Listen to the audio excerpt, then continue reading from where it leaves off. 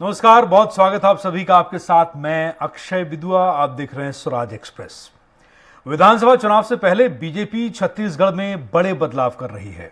संगठन के स्तर पर कुछ दिनों से काफी बदलाव देखने को मिल रहे हैं और इसी कड़ी में रविवार को एक बड़ा फैसला हुआ है। कई मोर्चे और प्रकोष्ठों में बदलाव किए गए हैं। वहीं 2023 विधानसभा चुनावों से पहले संघ की बैठक और फिर जेपी नड्डा के दौरे के बीच इस फैसले को भी काफी अहम छत्तीसगढ़ में माना जा रहा है। ये एक बड़ा सियासी फैसला, बड़े सियासी समीकरण बदलने के लिए। तो अब ये जो कुछ हो रहा है छत्तीसगढ़ में, अभी जिस तरीके के समीकरण बन रहे हैं, बीजेपी जो कर रही है उससे बीजेपी के अपने कार्यकर्ता, बीजेपी के पक्षधर और बीजेपी के तमाम जितने भी पदाधिकारी हैं वो उत्साहित हैं। लेकिन केंद्र चिंतित है और केंद्र चाहता है भगवाकरण पूरे देश का और एक रंग में रंग देना। छत्तीसगढ़ इसमें एक अपवाद है जिसके लिए सारी कोशिशें हैं। चर्चा के मेहमान हमारे साथ जुड़ चुके हैं। कांग्रेस प्रवक्ता हैं नितिन भंसाली, बीजेपी प्रवक्ता अनुराग सिंहदेव इस वक्त मेरे साथ हैं और वरिष्ठ पत्रकार बाबूलाल शर्मा जी मेरे साथ जुड़ चुके हैं। बहुत बहुत स्वागत आप सभी मेहमानों का स्वराज एक्सप्रेस में। तो नितिन भंसाली जी, सबसे पहले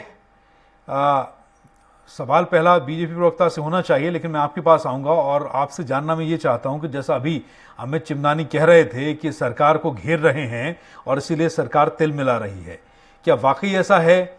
और क्या आप लोगों को किंचित मात्र इस बात की चिंता है कि बीजेपी पूरा दम खम जोर लगाए हुए है, पूरे देश में भगवा परचम फहरा रहा है, लेकिन अब अकेला छत्तीसगढ़ और कुछ एक राज्य पूरे देश में ऐसे हैं जहां पर ये भगवा नहीं है और ये कोशिश अब बीजेपी की है। आप लोग कितना तैयार हैं या बेफिक्र हैं? देखिए, ये डूबती नैया को भाजपा की छत्तीसगढ़ में बचाने का एक असफल प्रयास है। पहले नेता प्रतिपक्ष, फिर प्रदेश अध्यक्ष, फिर प्रदेश की प्रभारी, फिर नई टीम, फिर पुराने लोगों की रवानगी, इन चीजों से कुछ होना जाना नहीं है।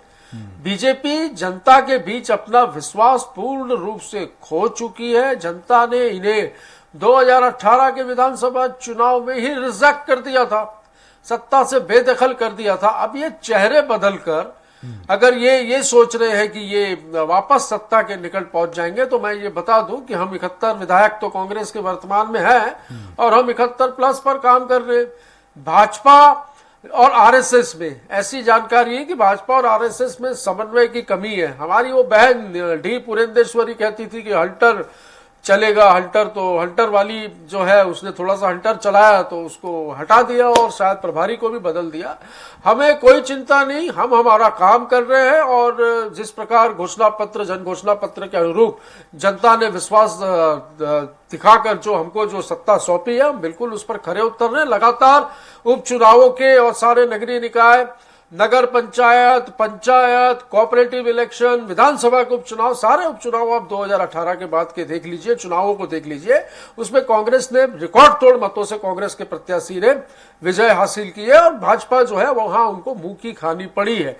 हम भाजपा मुक्त छत्तीसगढ़ की ओर बढ़ रहे हैं। छत्तीसगढ़ विकास के पथ पर अग्रसर है और छत्तीसगढ़ मॉडल की चर्चा देखिए पूरे देश में हो रही है। आज गुजरात मॉडल को कोई नहीं पूछ रहा है। तो ये इनका आंतरिक मामला है। ये जो बदलाव करना है करें, बदलाव करके खुश हो, बाकी मिलना कुछ नहीं है, क्योंकि कांग्रेस अपने काम के बूते पर जो कहा सो किया, उस बूते पर मैदान में है और हमारा कार्यकर्ता मजबूती से बूथ स्तर पर आने वाले चुनाव की तैयारी में है। 2023 तो जीतेंगे, 2024 में भी इस मोदी सरकार को, झूठ बोलकर सत्ता में आने वाली मोदी सरकार को सत्ता से बाहर करने की योजना कांग्रेस की है। ठीक है, लौटूंगा आपके पास। अनुराग सिंहदेव जी, ये हमने अपने शो में जो नाम दिया है वो है सर्जरी से समाधान। तो मैं ये जानना ये चाहता हूं कि ये जो छत्तीसगढ़ में इस वक्त संगठन की सर्जरी हो रही है, इसकी क्या जरूरत है?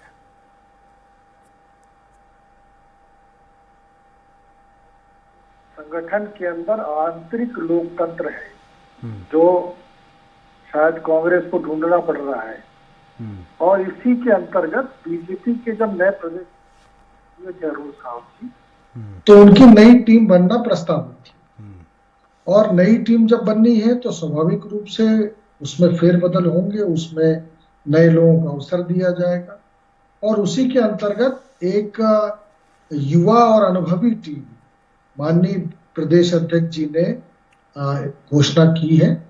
और मैं मानता हूं कि ये जो युवा और अनुभवी टीम है, ये आने वाले समय में जो कांग्रेस की कमियां हैं उसको लेकर जनता के बीच में सक्रियता से जाएगी और जो 23 का हमारा लक्ष्य है उसको हम अचीव करेंगे।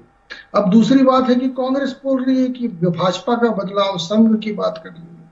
मैं तो पूछना चाहता हूं भंसाली जी से कि कांग्रेस के अंदर लोकतंत्र कब आएगा, कब कांग्रेस गांधी परिवार से मुक्त होगा, राष्ट्रीय अध्यक्ष का नया नाम कब आएगा, और इस छत्तीसगढ़ में भी जो आपका जो करार था 2.5 साल का, उसमें मंत्रियों को और इन लोगों को अधिकार कब प्राप्त होंगे, और प्रदेश अध्यक्ष की सुनवाई आपके यहाँ कब होगी मोहन मरकाम जी की। सर ये तो सब प्रश्नों का उत्तर सर ये विषय नहीं है, विषय मैं बीजेपी का प्रश्न करने से पहले नहीं बीजेपी में भंसाली जी नहीं, आप मैं भंसाली जी ने अपनी नहीं, बात ढाई कही। साल वाली भंसाली बात जी ने आपको कई किसने आरोप बताई? लगाया अक्षय जी, इसलिए मुझे ये पूछना पड़ रहा है भंसाली जी। ठीक है, चलिए वो भंसाली इसका से उत्तर भी उनको देना चाहिए। ठीक है अभी वो लंबे चौड़े आरोप लगा रहे थे। ठीक है, मैं उसका उत्तर भी लूंगा। पहले आप ये बताएं कि इस संगठन की सर्जरी से क्या हासिल होने वाला है और इसकी आवश्यकता क्या है, ये मैसेज ऊपर क्यों देखिए, गया? मैंने कहा ना, स्वाभाविक प्रक्रिया थी और निश्चित रूप से नए लोगों को भी अवसर मिलता है। जब नई कार्यकारिणी बनती है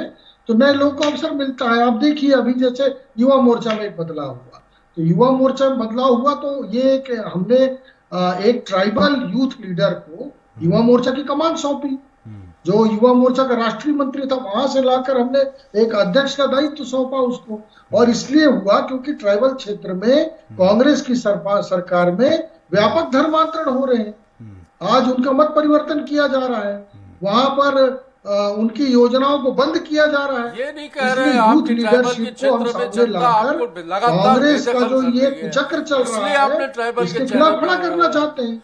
स्ट्रीट बात दाव खेला है। अभी हमने मीडिया इतना प्रभारी सब बनाया कुछ था चिन्नानी तो जी ट्राइबल को, अध्यक्ष को क्यों तो हटा वो दिया? सीए हैं, चार्टर्ड अकाउंटेंट हैं। अनुराग चार्टर्ड जी, अकाउंटेंट होने के आपने नाते ट्राइबल इस प्रेसिडेंट सरकार को की जो बीजेपी प्रेसिडेंट को क्यों चेंज घाल में किया? की यदि स्थिति ट्राइबल की है इतनी उसको वो चिंता थी जनता तो के भाई। सामने प्रस्तुत करेंगे। तो ये तो हमारा जो बदलाव है वो सारगर्भित है और उसको लेकर कांग्रेस चिंतित है। ठीक है, और रातों की नींद हराम हो गई इनकी। वो बोल रहे हैं नितिन जी की आपने ट्रैवल को क्यों हटा दिया, अध्यक्ष थे वो तो, जब इतनी चिंता है तो। नहीं, लेकिन हमने ट्राइबल युवा को अध्यक्ष बना भी दिया। हमने ट्राइबल अध्यक्ष को अरे युवा युवा मोर्चा और का मेन अध्यक्ष बना संगठन में दिया। फर्क है भाई, तो ये इनको हटाने का भी चिंता तो नहीं हो रीजन रही है। दीजिए, और वो भी आदिवासी ट्राइबल दिवस के मुख्यमंत्री दिन। भी मांग रहे अक्षय हैं जी, कि विश्व ट्राइबल आदिवासी मुख्यमंत्री बनाना दिवस के दिन चाहिए। आदिवासी अध्यक्ष को हटा दिया, तो ये कोई आवाज और भी बंद दिन कर हो देते सकता हैं था। आदिवासी इसलिए आप विधायक ट्राइबल के अपने हित की यहाँ। बात ना करें भाई साहब। देख चुका है ट्राइबल आपके कार्यकाल को 15 साल के।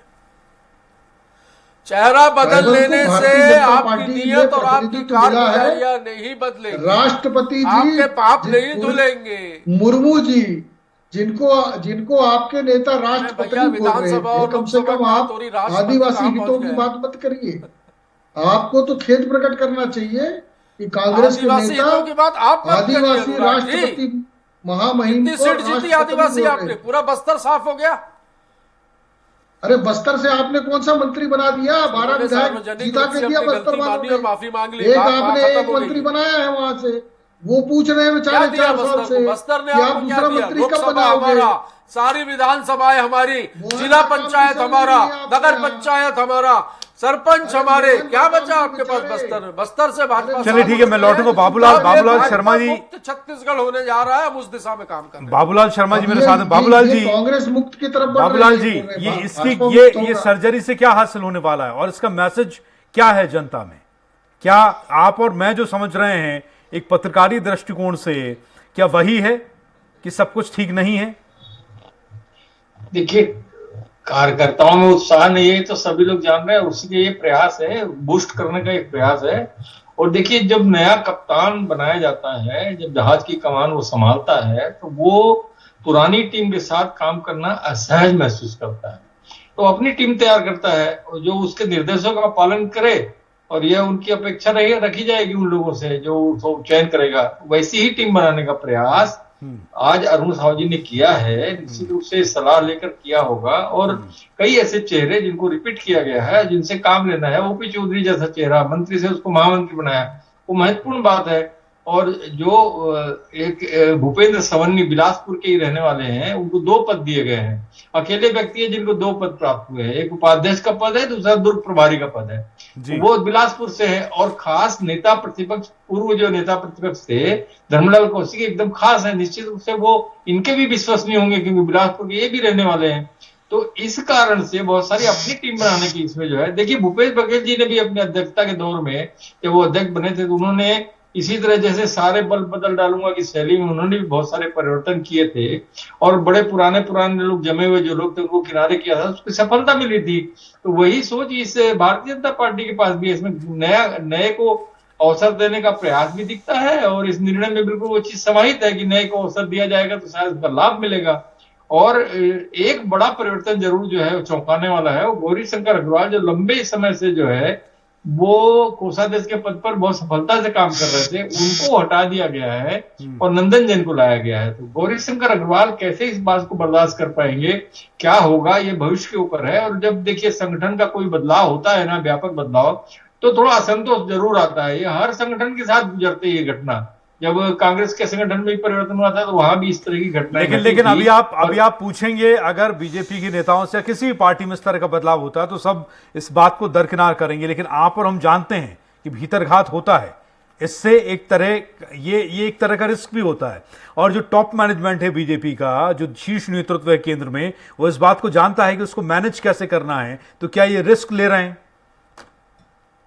पार्टी जो है वो निश्चित रूप से जो है रिस्क लेती है और वो क्या होगा देखें, ज्यादा से ज्यादा क्या होगा देखें, इस सोच से काम करती है। मैंने जो महसूस किया अभी तक, तो उसी आधार पर जो है इन्होंने ये बहुत बड़ा, देखिए मीडिया प्रभारी कितना एक अच्छा चयन, आप देखिए 72 मेहनती व्यक्ति को प्रभार दिया गया है जो पॉइंटेड आंकड़ों पर बात करता है हमेशा। मैंने कई बार उनके साथ डिबेट किया है, मैंने महसूस किया है कि प्रवक्ताओं में सबसे बेस्ट अपना तरीके से अपनी पार्टी का पक्ष रखने वाला व्यक्ति अमित चिमरानी। और देखिए मेरी सोच के अंदर वो बहुत फिट प्रवक्ता था, उसको मीडिया प्रभारी का प्रभार दिया गया है। निश्चित रूप से जो एक अच्छा निर्णय इनका है। तो आज मीडिया जो है, आज से ही देखिए आप, मैंने अमित चिमरानी एकदम सक्रिय हो गए। तो ऐसे सोच बनी है भारतीय जनता पार्टी में कि ऐसे सक्रिय लोगों से काम लिया जाए, जो युवा चेहरे हैं, नए चेहरे हैं और अच्छा काम कर सकते हैं, कर रहे थे, उनको मौका दिया जाए। ये सोच जो है, इसलिए निश्चित रूप से जो है ये 14 महीने का जो समय बचा है उसमें कांग्रेस जो जिस पथ पे आगे जा रही, ग्रामीण राजनीति जो उसकी मजबूत हुई है, जिसकी वजह से चुनौती महसूस कर रही है भारतीय जनता पार्टी, उसको चुनौती देने के लिए खड़े होने का ये प्रयास है। ठीक है, तो ये अनुराग सिंहदेव, अभी जो बाबूलाल शर्मा जी ने कहा, आप भी देख रहे हैं कि अगर बाबूलाल शर्मा जी वरिष्ठ पत्रकार हैं और मैंने उनसे कहा कि हम जिस दृष्टिकोण से इस पूरी राजनीति को और पार्टी की रणनीति को या मैनेजमेंट को देखते हैं, उसका पार्टी एक तरीके से रिस्क तो लेती है। लेकिन जो असंतोष की बात शर्मा जी ने कही, तो क्या अनुराग जी इससे इनकार किया जा सकता है? और आप और हम और ये जनता जो ये डिबेट्स देखती है, जो न्यूज़ में इंटरेस्ट रखती है, जो नेशनल पॉलिटिक्स पर, राष्ट्रीय राजनीति पर, प्रादेशिक राजनीति पर चर्चाएं करती है, वो इस बात को समझते हैं, उन्हें भ्रमित नहीं किया जा सकता है। देखिए अक्षय जी, बहुत अच्छा विषय माननीय बाबूलाल जी ने भी कहा और आपने जो पत्रकार के नाते उस विषय को आगे बढ़ाया है। मुझे लगता है कि देखिए बीजेपी और कांग्रेस में यही डिफरेंस है। कई बार बीजेपी में बड़े बदलाव बहुत सहज तरीके से हो जाते हैं और निश्चित रूप से एक समन्वय की जो कोशिश रहती है बीजेपी में, वो आप कई स्थानों पर आप देखे होंगे, कई नए प्रयोग हुए कई राज्यों में, लेकिन वो प्रयोग सफल हुए। वहां पर कोई भी ऐसी स्थिति निर्मित नहीं हुई जिससे हम सत्ता से पीछे चले जाए। वहां पर वो प्रयोग सफल हुए। तो निश्चित रूप से कोई भी बदलाव कहीं पर हो रहा है तो बीजेपी में कांग्रेस से बेहतर समन्वय की स्थिति है और एक टीम वर्किंग है, लीडरशिप। तो उसके कारण ये सारी स्थितियों पर यदि कोई नाराज भी होता है, कहीं ना कहीं कोई मतभेद भी होता है, तो उसको तुरंत ठीक तरीके से सुलझा लिया जाता है, ऐसा मुझे लगता है। ठीक है, इसे लेकर नितिन भंसाली जी, एक बात समझ नहीं आती है, हम अक्सर तुलना करते हैं मध्य प्रदेश छत्तीसगढ़ की। मध्य प्रदेश में जैसे शिवराज सिंह एक बेहतरीन तरीके से यहाँ पर सत्ता संभाले हुए शासन चला रहे हैं। कई सारी पारियां एज अ सीएम एक मुख्यमंत्री के तौर पर वो खेल चुके हैं। रमन सिंह जी के बाद जो है छत्तीसगढ़ में अब भूपेश बघेल ने बागडोर संभाली प्रदेश की और अच्छा काम कर रहे हैं। वो खुद कहते हैं और हम भी कहते हैं और हमने भी देखा है, और भूपेश बघेल अक्सर अपने भाषणों में मंच से कहते हैं कि अब गुजरात मॉडल की चर्चा नहीं होती, छत्तीसगढ़ मॉडल की चर्चा होती है। और वो जिस तरीके से लोहा ले रहे हैं, एक राष्ट्रीय पार्टी जो पूरे देश में 70-80%, 85%, 90% स्टेट्स पर जो अपनी हुकूमत चला रहे हैं, अपना राज कर रहे हैं, उनसे आप सीधा लोहा लेते हैं, तो जाहिर सी बात है कि थोड़ा सा चिंतित बीजेपी है। लेकिन मुझे लगता है कि विरोधी खेमे में या विपक्ष को हमेशा कमजोर मानकर नहीं चला जा सकता है। आप लोगों को भी इस बार कुछ रणनीति बनाकर या थोड़ा सा ऊपर जाकर ओवर कॉन्फिडेंस में ना रहकर सोचना चाहिए। ओवर कॉन्फिडेंस की बात नहीं है। मैंने तो शुरू में ही कहा डिबेट के कि हम हमारे काम को लेकर जनता के बीच जाएंगे, और काम को लेकर ही हम जनता के बीच लगातार जितने भी उपचुनाव हुए, नगरीय निकायों के हुए, नगर पंचायतों के हुए, नगर निगमों के हुए, सब में हमें जनता ने आशीर्वाद दिया है। बीजेपी बन चुकी है छत्तीसगढ़ में पूरी एक प्रयोगशाला, जिसमें प्रयोग किए जा रहे हैं, असफल प्रयोग। मैं तो इसे कहूंगा असफल प्रयोग और असफल सर्जरी। डॉक्टर ऑपरेशन करता कहते हैं ना कि बहुत से ऑपरेशन एक झोला छाप डॉक्टर के हाथ में आप दे दो तो वो ऑपरेशन फेल होता है, वैसी स्थिति दिख रही है। मुझे जानकारी मिली कि संघ को कहीं पे भी इसमें गुड फेथ में नहीं लिया गया और 15 राज्यों के प्रभारी भी बदल दिए गए, और धड़ाधड़ जो ये बदलाव हो रहे हैं, ये एक खलबली मची हुई है भाजपा में। ऐसा लगता है बिल्कुल कि बौखलाहट और खलबली मची हुई है कि किस तरीके से हम ये शो करें कि हम जिंदा है। वर्चस्व की लड़ाई बीजेपी छत्तीसगढ़ में लड़ रही है, ये आप देख सकते हैं। चलिए, भीतर घात पर अनुराग सिंहदेव भीतर घात पर कुछ नहीं बोले हैं, और बाबूलाल शर्मा जी ने भी, भंसाली जी नहीं धुलेगा, बाबूलाल शर्मा जी ने भी जो कहा, अनुराग सिंहदेव इस पर नहीं बोलेंगे, क्योंकि पार्टी का अंदरूनी मसला होता है और यहाँ इमेज एक बहुत बड़ी चीज होती है। अगर आप एक प्रवक्ता के तौर पर या पार्टी के प्रतिनिधित्व करने के लिए डिबेट में बैठे हुए हैं, तो आप ऐसी चीजों पर ना मोहर लगाएंगे, ना अपनी कोई व्यक्तिगत आप इसमें राय देंगे। लेकिन नितिन भंसाली, ये हम सब जानते हैं, चलिए पार्टी सब एक होती है, सब जो है विचारधारा के तहत काम कर रहे होते हैं हम लोग सब। लेकिन आप जिस प्रयोगशाला की बात कर रहे हैं नितिन भंसाली, उस प्रयोगशाला से नुकसान भी तो हो सकता है ना? नुकसान नहीं है, मैंने तो कहा ना, इसमें क्या नुकसान है, ये इनका आंतरिक मामला है। ये जाने पार्टी को जेपी नड्डा रायपुर में मकान बना के रहना शुरू कर दे, साल भर रायपुर में मकान बना कर रहे, बीजेपी को होगा नुकसान। यहाँ पर आ जाए बीजेपी की प्रयोगशाला से आप साल भर के लिए ले ले। नहीं भंसाली साहब, मैं आपके नुकसान की बात नहीं कर रहा हूँ, वो मैंने पहले हमारे काम को लेकर जनता के बीच है, और हमारा कार्यकर्ता हमारी बूथ स्तर तक की कमेटियां, अच्छा पार्टी को, बीजेपी को, हमारे काम को लेकर जनता के बीच जनाशीर्वाद जाएंगे। सड़क पर हम तो 71+ पे काम कर रहे हैं, मैं तो बोल भी रहा हूँ। नहीं ठीक है, मैं ये पूछ रहा हूँ, सड़क पर मैं ये पूछ रहा हूँ, अरे क्या दिया आपने कर्मचारियों को और बेरोजगारों को? इस विषय में डिबेट करवा दीजिए। 500 रुपए बेरोजगारी भत्ता दूंगा, 2003 के मैनिफेस्टो में बोला था, किसानों को बोला था 2100 रुपए में धान खरीदेंगे, 300 में बोनस देंगे, दिया क्या? आदिवासी को बोले थे जर्सी गाय देंगे, अरे छलावा किया। मैंने क्या कहा, भाजपा मुक्त छत्तीसगढ़ होगा, ये आप देख लीजिएगा 2023। अच्छा शर्मा जी, बाबूलाल शर्मा जी से पूछता हूँ, बाबूलाल शर्मा जी, ये इसकी वजह आप क्या देख पाते हैं? ये भूपेश बघेल का जिस तरीके का 2024 मोदी मुक्त भारत। ठीक है, ठीक है, ठीक है, ठीक है, पूरे देश से, ठीक है बाबूलाल शर्मा जी, ये नितिन भंसाली जो कह रहे हैं, बाबूलाल शर्मा जी, एक मिनट मैं अपना प्रश्न पूछ लूं। बाबूलाल शर्मा जी, नितिन भंसाली जो कह रहे हैं भाजपा मुक्त छत्तीसगढ़ अभी भी भाजपा मुक्त है, लेकिन शर्मा जी भूपेश बघेल खुद कहते हैं गुजरात मॉडल नहीं, अब छत्तीसगढ़ मॉडल की चर्चा होती है। शर्मा जी, आपने अपने कार्यकाल में आपने अभी तक जितना काम किया है छत्तीसगढ़ में, आपने धरातल पर जो देखा है, क्या फर्क आप देख पाते हैं डॉक्टर रमन सिंह और भूपेश बघेल के शासनकाल में? भूपेश बघेल का आत्मविश्वास दिनों दिन बढ़ता जा रहा है, कांग्रेस बहुत आरामदायक अवस्था में शासन कर रही है और करना चाहती है। क्या आप चुनौती मानते हैं छत्तीसगढ़ में बीजेपी के बदलाव को? देखिए, भारतीय जनता पार्टी की जो रमन सरकार थी, उसने कंक्रीट के महल इतने बनाए हैं जो कभी बना नहीं जा सकते। ये सड़क कितनी बनाई है, उसमें कोई दो राय नहीं है। आज जो राजनीति कांग्रेस कर रही है, कांग्रेस की सरकार कर रही है, वो राजनीति की विषम अलग टाइप की राजनीति है। आज तक ये ऐसी राजनीति देखने में हमारे को यहाँ का छत्तीसगढ़ की जमीन पर नहीं आई। ये कर रहे हैं ग्रामीण जमीन के ऊपर में बैठ करके राजनीति, और जितनी भी योजनाएं आप देख लीजिए सब ग्रामीणों से जुड़ी हुई है और सीधे जेब में पैसा जाने वाली योजनाएं हैं। ये समझने की बात है। यही एक सबसे बड़ी चुनौती भारतीय जनता पार्टी की खड़ी हुई कि इसका मुकाबला हम कैसे करेंगे। जो बिल्डिंगें उन्होंने बनाई है तो वो दिखा सकते हैं कि देखिए ये हमारा विकास है, वो बिल्कुल सच बात है। सड़कें बनाई है, जितनी भी बनाई है, जो जितना जहां तक बना पाए हैं, उसको ये कह सकते हैं कि हमारा देखिए ये काम है। नया रायपुर का बनाया है, हाँ हमारा काम है, ये बता सकते हैं। लेकिन ये ग्रामीण क्षेत्र में जो है इस मामले में कमजोर पड़ जाएंगे कि जो काम आज भूपेश बघेल ने किया है वो सफलता इम्प्लीमेंटेशन वो अलग मुद्दा है, लेकिन जो योजनाएं ग्रामीण अर्थव्यवस्था के रीढ़ की हड्डी बनाने के लिए, मजबूत करने के लिए भूपेश बघेल सरकार ने बनाई है, वो उसमें कहीं ना कहीं डॉक्टर रमन की सरकार पीछे रह गई थी और ये मजबूती के साथ जुड़ गए हैं। अब इम्प्लीमेंटेशन अगर सही हुआ होगा इनकी योजनाओं का, जिसकी खबरें आती है कहीं कहीं गड़बड़ी हो रही है, पर ये मान के चलते हैं कि बड़ी योजना में छोटी मोटी गड़बड़ियां होती है। अगर वो इम्प्लीमेंटेशन सही हुआ होगा तो निश्चित रूप से ये बहुत बड़ी चुनौती कांग्रेस सरकार आज के दिन में बनी हुई है भारतीय जनता पार्टी के लिए, और उसी के मुकाबले के लिए जो ये सब काम हो रहे हैं।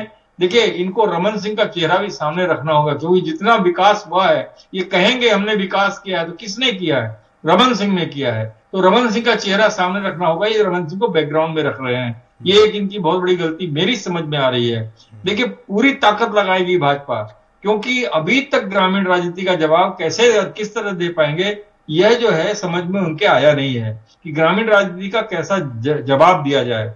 अब इन्होंने अभी एक बहुत बड़ी बात कही, आप लोगों ने ध्यान नहीं दिया, स्लिप कर गया आपसे। इन्होंने कहा हम ट्राइबल सीएम अभी बना देंगे। ये बड़ा गेम होगा अगर ये बात सही है जो अनुराग सिंहदेव अभी कह रहे थे। अगर ये ट्राइबल सीएम बनाएंगे वाली बात ला देते हैं तो एक बहुत बड़ा ब्रह्मास्त्र हो जाएगा। इस बात का कांग्रेस ध्यान रखे। अनुराग सिंह जी शायद इस बात को कहे थे, अभी मैंने ये नहीं कहा। मैंने पूछा ये कांग्रेस कब ट्राइबल सीएम बनाएगी, ये मैंने प्रश्न किया था। मैंने ये सुना कि आप कवासी लखमा कैबिनेट मिनिस्टर बनाएंगे क्या? आप बनाएंगे क्या?